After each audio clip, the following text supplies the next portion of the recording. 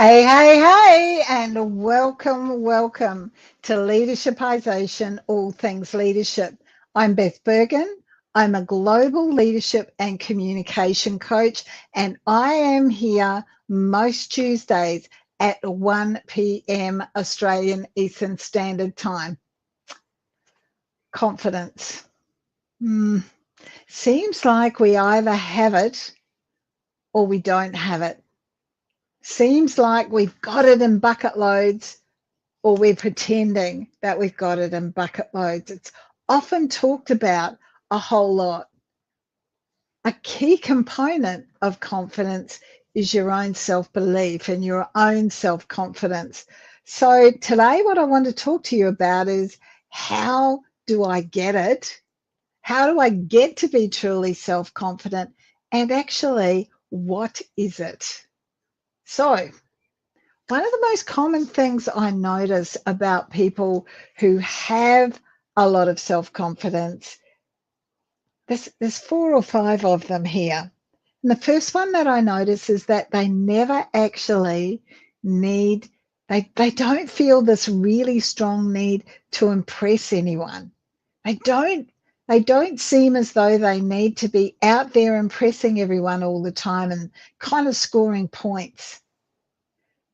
The other thing, or one of the other things I notice, is that people with high levels of self-confidence truly understand their own worth, and they're really comfortable with who they are and how that kind of joins in with that worth. Yeah? So they know, and they're comfortable with who they are, and they know what their value is. And the third thing that I notice about people with high levels of self-confidence is that they're not particularly arrogant. And, they don't have a lot of arrogance, and they care about other people. It's not like they've got so much self-confidence that they're the only person that matters. Yeah? So I guess that the next natural step is, what behaviours contribute to this? And today what I want to share with you are the 6 or 7 behaviours that actually contribute to your self-confidence. So the first one is this.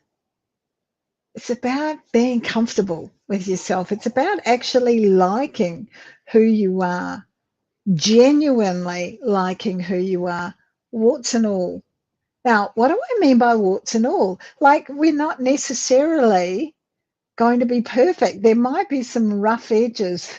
There might be some areas that you're working on right now.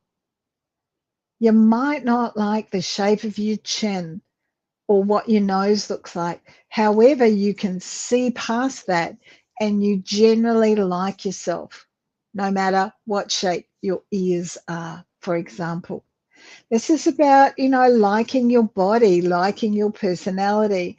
And it's this genuine comfortableness with yourself that allows people to really be authentic when they've got good self-confidence. There's no need to change or to fit into a particular mold, because you like who you are and you're comfortable with who you are. So you don't easily give in to that pressure from others to fit in or to meet other people's expectations. And when you've got great self-confidence, it's really easy for you to totally be who you are. I often say to people, some days I'm magnificent and other days I'm perfect. And what I mean by that, no, that's not what I say. I say, some days I'm magnificent and some days I'm ordinary.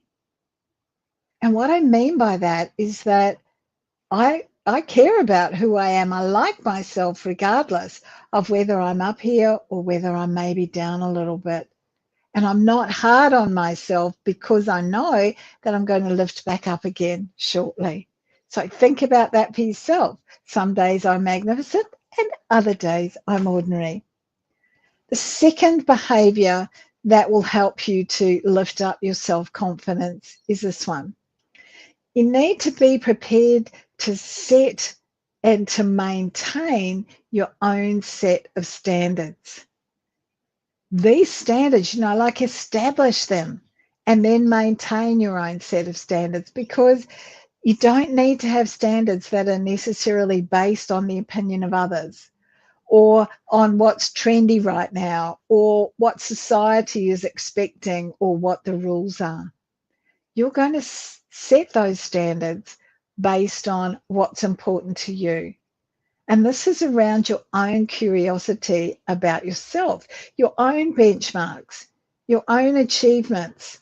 And what you're doing here is focusing not on the standards that others might maintain or set, but your own actions, your own beliefs.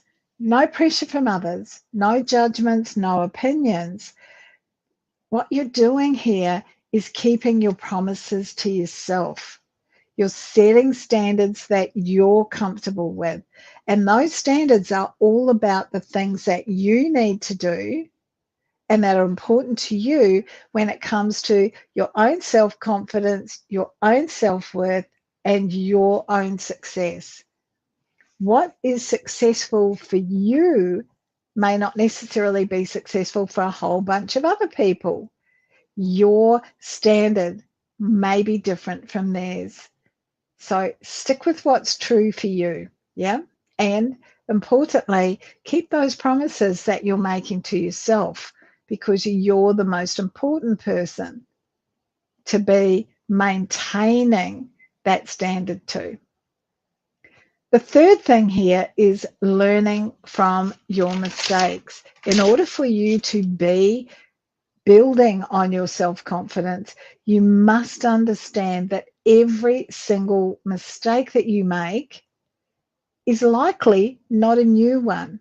Probably someone else has already made something similar. We all make mistakes. It's not unique to you, and it certainly isn't unique to me. None of us enjoy making mistakes, yeah? No one. It's not something that any of us enjoy.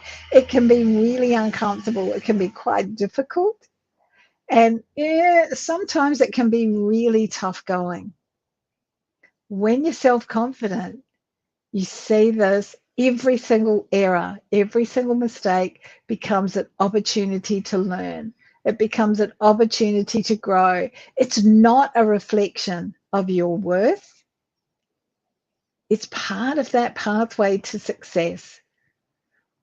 Because if what you're able to do is to see every single mistake as an opportunity to learn, you're able to embrace it. And because you embrace it, you're going to continue to move forward really consistently, taking risks and trying new things. What happened back here with that mistake, whether it be a relationship or a task at work or opening a new business or moving to a different place, whatever that mistake may have been, little ones or great big ones, you're in a different set of circumstances now. You're in a different place. So embrace those learnings, see them as information that you can take forward to take new risks and to try new things. Don't let that mistake define you. Don't let it put you off what you really want to achieve in your relationships, in your family, with your friends group, and in your work and in your business. Number 4, this is a biggie. This is a real biggie for lots of people. Many of us think that when we're really self-confident, we're doing it all ourselves.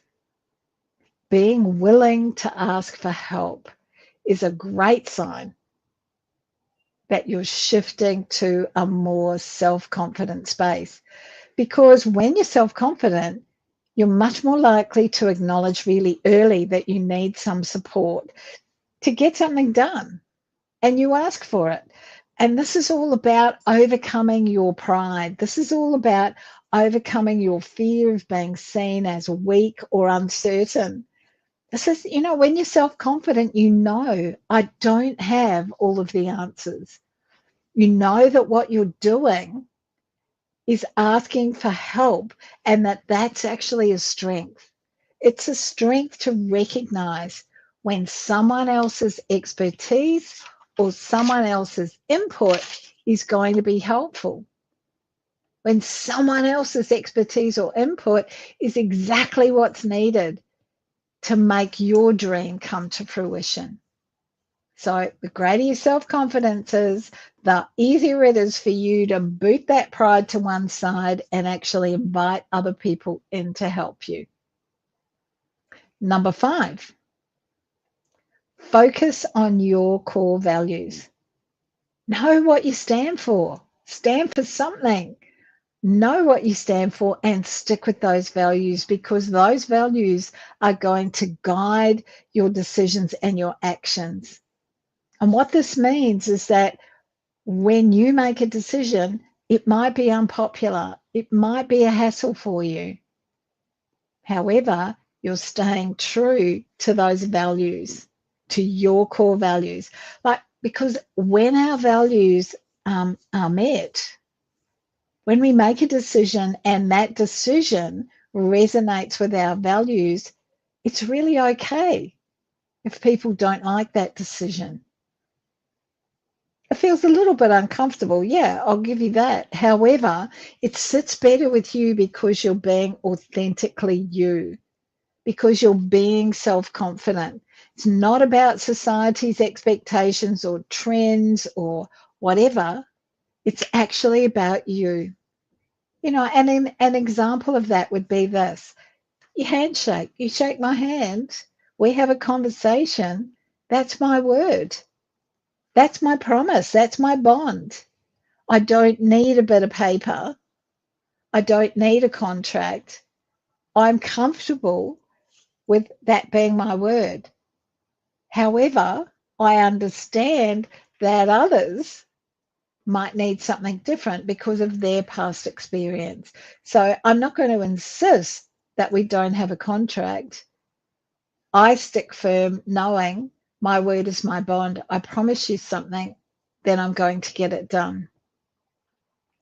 All the time, um, all the time, others are going to measure you on, or measure your worth on, whether you are sticking to those core values. More importantly, you're going to be measuring yourself on whether you're sticking to those core values. So that's why it's so important that you identify what they are, and every decision is impacted. Every decision actually reflects those core values. It takes courage to stick to those core values. And that courage is one of the aspects of self-confidence that you're growing by focusing on your core values. You see how a lot of these things feed into each other.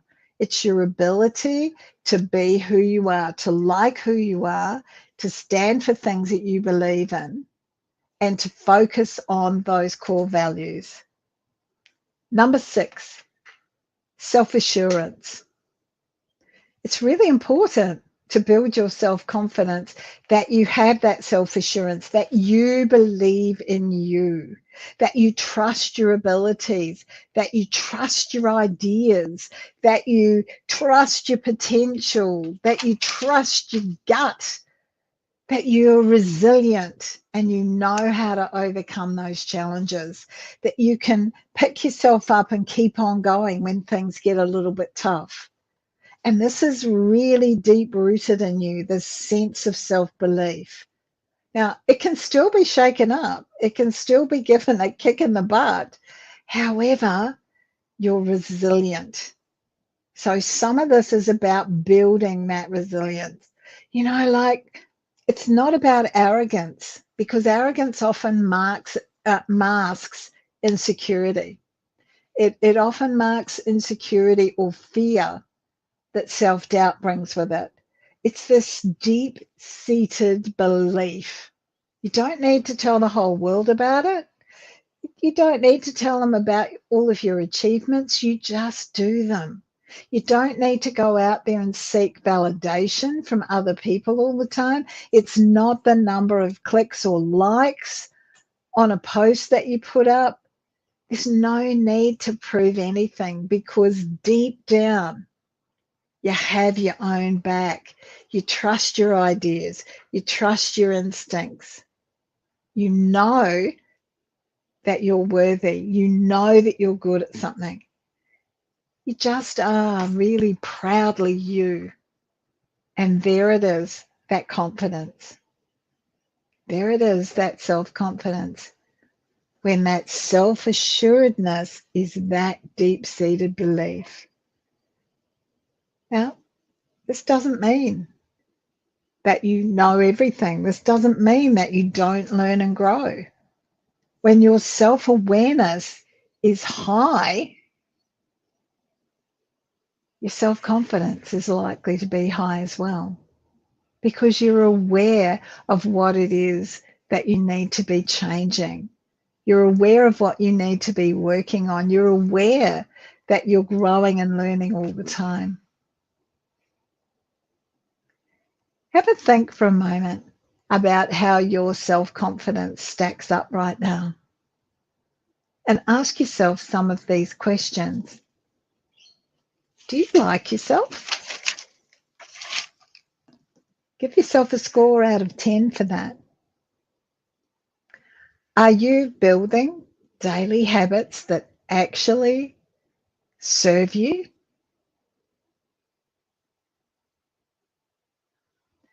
Can you remember the lessons that you took from your most recent mistake? Or did you just flick past those?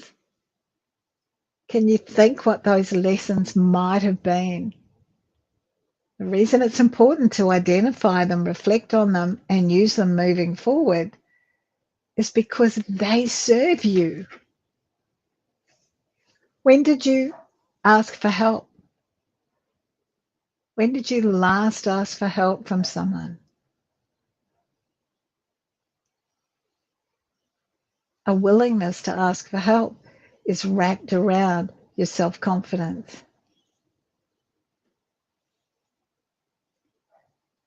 Have you identified what your core values are?